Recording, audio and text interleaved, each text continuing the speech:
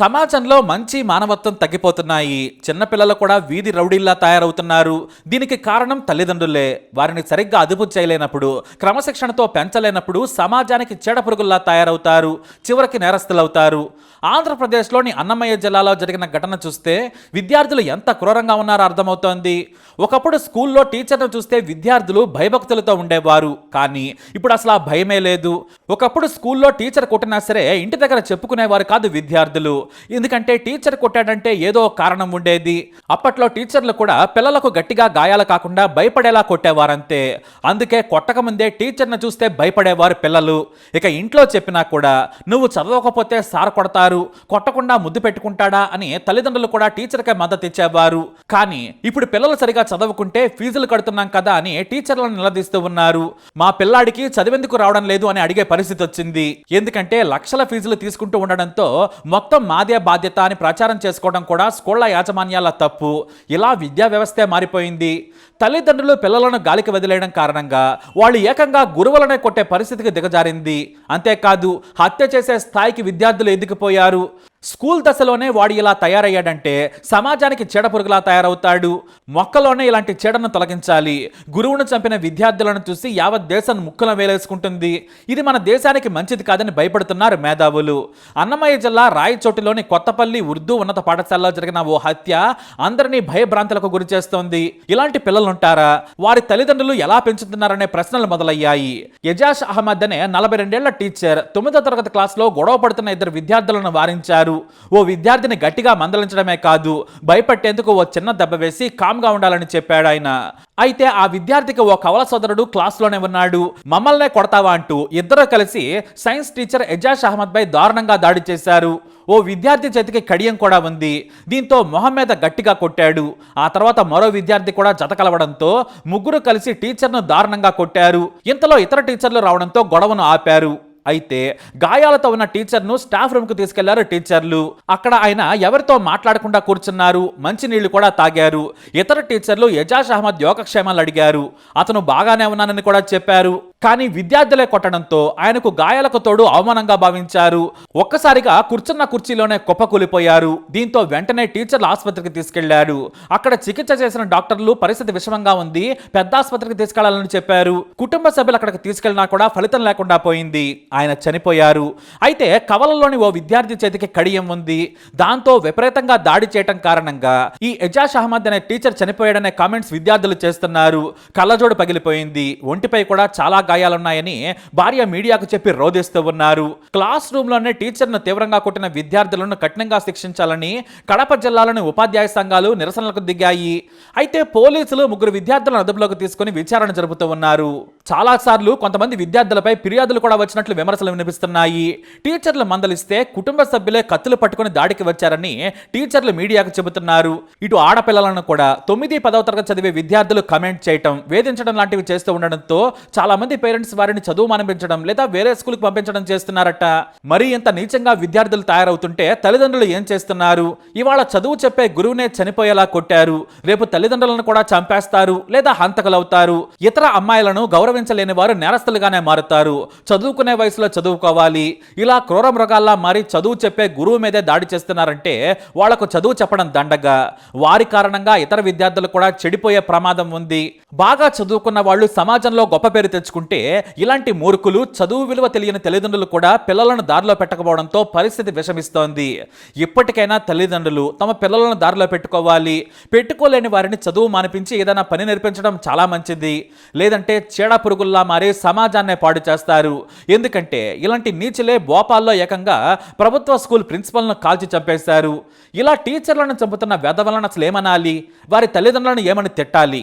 గురువు దైవంతో సమానం. తిట్టినా కాస్త కొట్టినా కూడా బాగా చదువుకోవాలి. కానీ దారుణాలకు తెగబడుతూ ఉన్నారు. మధ్యప్రదేశ్ చిత్రపుర జిల్లాలోని దమేరాలో ప్రభుత్వ ఉన్నత పాఠశాల ఉంది. ఈ స్కూల్ ప్రిన్సిపల్ ఎస్కే సక్సేనా. గత 5 ఏళ్లుగా స్కూల్ ప్రిన్సిపల్ గా పనిచేస్తున్నారు ఆయన. ప్రభుత్వ బడికి పేదల పిల్లలే వస్తారు. వారికి గొప్ప పాఠాలు చెప్పి విద్యాబోధన చేయాలని తప్పించేవారు ఆయన. విద్యార్థులే కాదు, టీచర్లు కూడా సరిగ్గా పాఠాలు చెప్పకపోతే మందలించేవారు. చాలా స్ట్రిక్ట్ గా ఉండేవారు ఆయన. అయితే స్కూల్లో 1 నుంచి 12వ తరగతి వరకు ఉంది. అంటే 1 నుంచి ఇంటర్ సెకండ్ ఇయర్ వరకు అన్నట్టు. మొత్తం బాధ్యతలు ఆయనే చూసుకునేవారు. అయితే ఓ ఇంటర్ విద్యార్థి సరిగా పాఠాలు వినేవాడు కాదు. క్లాస్లో టీచర్లను కూడా ఎదిరించడం మొదలుపెట్టాడు. దీంతో ప్రిన్సిపల్ తన గదికి పిలిచి హెచ్చరించాడు. పద్ధతిగా చదువుకోవాలి, లేదంటే టీసీ తీసుకుని వెళ్ళిపోమని చెప్పాడు.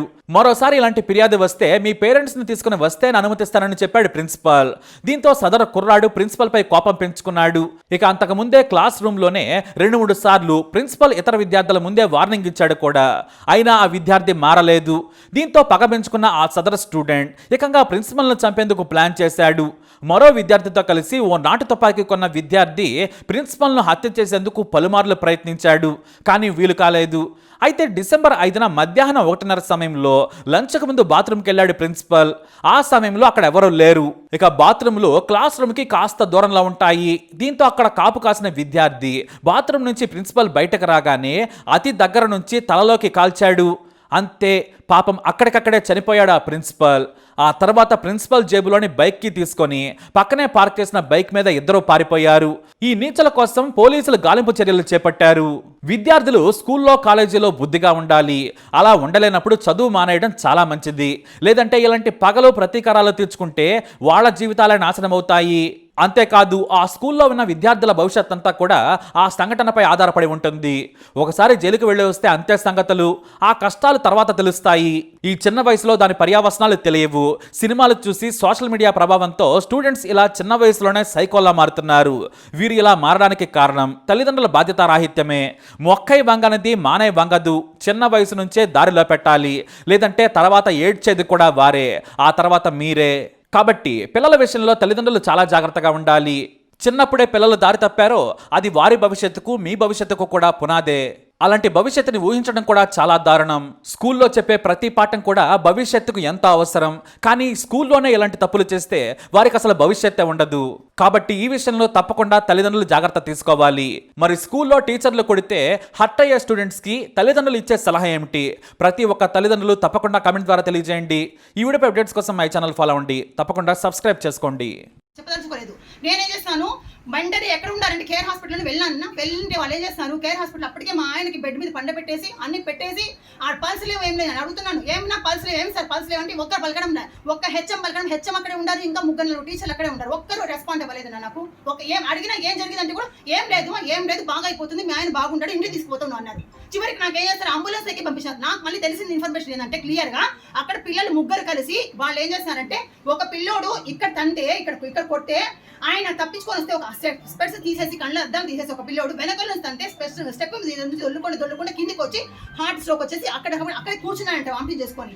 ఆ విధంగా కొట్టి ఒళ్ళంతా గాయాలు చేస్తా ఉంటే ఈ స్టాఫ్ అంతా ఏం చేస్తున్నారు? ఈ రోజు అప్పుడు జరిగిన టైం చెప్పేదా నేను ఖచ్చితంగా 3:30 జరిగింది నా ఇది. ఎందుకంటే నాకు వచ్చిన ఫోన్ వచ్చేసి 3:45, 4 కూడా కాలేదు, అంతకు ముందే వచ్చింది. అప్పటికే వాళ్ళు హాస్పిటల్ చేర్పించాలంటే అది 3:30 జరిగి ఉండాలి, లేదా 3:30 మధ్య జరిగి ఉండాలి. వాళ్ళు ఏం చేస్తున్నారు, 3:30 ఏ టీచర్లు వెళ్ళాలి కదా స్కూల్ నుంచి, అందరూ ఉండాలి కదా. ఏ టీచర్ మీటింగ్ కూడా అంతమంది ఉండి కూడా మా ఆయనకి పిల్లలు కొడతా ఉంటే హెచ్ఎం ఏం చేస్తున్నారు, టీచర్లు ఏం చేస్తున్నారు? ఒక్క రెస్పాండ్ కాకుండా ఉంటే వాళ్ళు కావాలని మా ఆయన కొట్టించారు కదా, వాళ్ళకి ఏమైనా వ్యక్తిగత కక్ష ఉందా ఏమన్నా? లేకపోతే మా ఆయన రెగ్యులర్ స్కూల్ వస్తున్నాడు, బాగా చెప్తున్నాడు, బాగా నీట్ గా వస్తున్నాడు అనేసి అంత కడుపుపడ్డతో వాళ్ళు చేస్తారా? వాళ్ళు సరిగా రాలేదని పిల్లలు ప్రవోక్ చేసి పిల్లల చేతి కొట్టించారన్న. దీని వెనక ఎవరో హస్తం ఉంది, నాకైతే అనుమానంగా ఉంది. అందరూ కొత్తపల్లి అని చెప్తున్నారు. కొత్తపల్లిలో ఒక వ్యక్తి కనిపించాడు నాకు. అతనికి వేరే వాళ్ళకి చాలా సంబంధాలు ఉన్నాయి. అతను ఎలా నాకు వేరే అనిపిస్తుంది, నాకు డౌట్ వస్తుంది. టీచర్లందరూ అతన్ని కలిపి చెప్పేసి టీచర్లందరూ మా ఆయన కొట్టించారా లేదా వాడు కొట్టించారా పిల్లలతో, ఎవరు కొట్టించారా ఇది బయట తేరాలి ఖచ్చితంగా. ప్రతి 6 నెలలకు మేము చెకప్ చేసుకుంటాం. రిపోర్ట్స్ మా దగ్గర ఉన్నాయి. మాకు పిల్లలు లేరు. ప్రతి నెల ప్రతి 6 నెలలకు ఒక బీపీ లేదు, షుగర్ లేదు, డయాబెటీస్, తర్వాత హార్ట్ లేదు, థైరాయిడ్ లేదు, బ్యాడ్ కొలెస్ట్రాల్ లేదు, చెడు అలవాటు సిగరెట్ అలవాటు లేదు, తర్వాత బీడీ అలవాటు లేదు, తాగే అలవాటు లేదు, ఒక గుట్కా పానపరా ఎటువంటి చెడు అలవాటు లేదు. మా ఆయన 5 పూటలు నమాజ్ పెడతాడు. మక్కాకు వెళ్ళొచ్చాం మేము మొన్న 2 నెలల క్రితం. ఇట్లాంటి మనిషిని కొట్టించానంటే వాళ్ళకి ఏదో మొత్తంగా వాళ్ళకి టీచర్లందరూ మూకంబడిగా కలిసి కొట్టించారు. ఇప్పుడు డిప్యూటీ ఏమంటున్నారు, లేదు హార్ట్ అటాక్. ఆయన ఎట్లా తెలుస్తున్నా హార్ట్ అటాక్ అనేది ఆ సార్ తెలుసా? ఎట్లా తెలుస్తుంది ఆ సార్కి? వాళ్ళు ఎట్లా ఇస్తారన్నా, టీచర్స్ ఎట్లా ఇస్తారు హార్ట్ అటాక్ అని? అక్కడ ఇంత ఇన్సిడెంట్ జరిగింది, ఊరోళ్ళందరూ చూస్తున్నారు, అందరు చూస్తున్నారు, పక్కన బయట వాళ్ళు ఎవరు బంకోలు చూస్తున్నారు, మిడ్ డే మీల్స్ వాళ్ళు చూస్తున్నారు. 3 days నుంచి ఈ ఇష్యూ జరుగుతా అంటే ఒక్కరికన్నా మాకు ఇంట్లో అన్నా చెప్పాలా, లేదా ఆయనకన్నా చెప్పాలి, సెలవున్నా పెట్టుకోమని చెప్పాలా? యాజ్ హెచ్ఎం గా రెస్పాన్సిబిలిటీ తీసుకోకుండా ఇంత చేసి మా ఆయన చంపేసి ఇప్పుడు వచ్చి మాట్లాడుతూ ఇప్పటి వరకు వచ్చి చూడలేదు వాళ్ళ స్కూల్ నుంచి ఒక్కరు కూడా చూడకుండా మా ఆయన తోస్తారు హార్ట్ అటాక్ అని. ఇది ఎక్కడ న్యాయం మీరే చెప్పండి. టీచర్ల లోకానికి, ఉపాధ్యాయ లోకానికి మీరు సిగ్గుచేటు కదా. మీరు ఇలాంటి పనులు చేయడం ఒక హెచ్ఎంగా ఉండి, సాటి ముస్లింగా ఉండి ఏదైనా పని చేసేది పిల్లల్ని మీరు రెచ్చగొట్టి క్రిమినల్స్ చేస్తున్నారా? టీచర్లను చెడగొట్టడానికి, టీచర్ చంపడానికి ఇది ఎక్కడ న్యాయమో? పిల్లలు తల్లిదండ్రులు వస్తే మాట్లాడితే పిల్లలు తల్లిదండ్రులు మాట్లాడాలా? మీ పిల్లలు సక్రమం చేసుకోవాలి, తీసి ఇచ్చి పంపిస్తామని చెప్పాలా? లేదా టీచర్కి ఏం చెప్పాలా? నువ్వు సెలవు పెట్టుకొని పోయా, నేను డ్యూతో మాట్లాడాలని చెప్పాలా? అని చెప్పకుండా టీచర్లు అందరికి మాట్లాడి కలిసి మా ఆయన చంపేస్తారా? ఏం న్యాయం అండి? వచ్చి చూడమని చెప్పండి. ఎవరు వస్తారండి? మేము వాళ్ళు వచ్చి నేను చూసే వరకు నేను మా ఆయన నేను బయటకు తీయను. నేను వాళ్ళు వచ్చి చూడాల్సింది. వాళ్ళు వచ్చి ఖచ్చితంగా డిఓ వస్తారో, డిప్యూటీ డిఓ వస్తారో, వాళ్ళు ఏమొస్తారు? వాళ్ళ హెచ్ఎం నుంచి ఆ స్కూల్ టీచర్లు అందరూ కూడా తప్పిపోవడానికి, బతికి బయటపడడానికి మా ఆయన మీద హార్ట్ ఫ్లక్స్ అపదా చెప్తారా? వచ్చి మా బంధువులు ఎంతమంది ఉండాలో, వాళ్ళ అక్క చెల్లెలు, అన్నదమ్ములు, మా అమ్మ మా చెల్లెలు ఎంతమంది ఉంటారు, వీళ్ళు ఎంతమంది ఉన్నారు, అందరు కడగండి. ఏ రోజైనా మా ఆయనకు ఒక జ్వరం కానీ, ఒక హార్ట్, ఒక స్ట్రోక్ కానీ, ఎప్పుడైనా షుగర్, బీపీ కానీ ఏ రిపోర్ట్స్ తో మా ఆయన బాధపడినట్టు చూడమని చెప్పండి. రెగ్యులర్ గా వాకింగ్ వెళ్తాడు, 1 గంట వాకింగ్ వెళ్తాడు. ఏ చెడు అలవాటు లేవు. ఎట్లా వస్తుంది నా హార్ట్ స్ట్రోక్? నేను ఎంప్లాయీగా, నేను ఎడ్యుకేటెడ్ ఉమెన్ గా నేను మా ఆయన హెల్త్ గురించి ప్రతిరోజు కేర్ తీసుకుంటాను.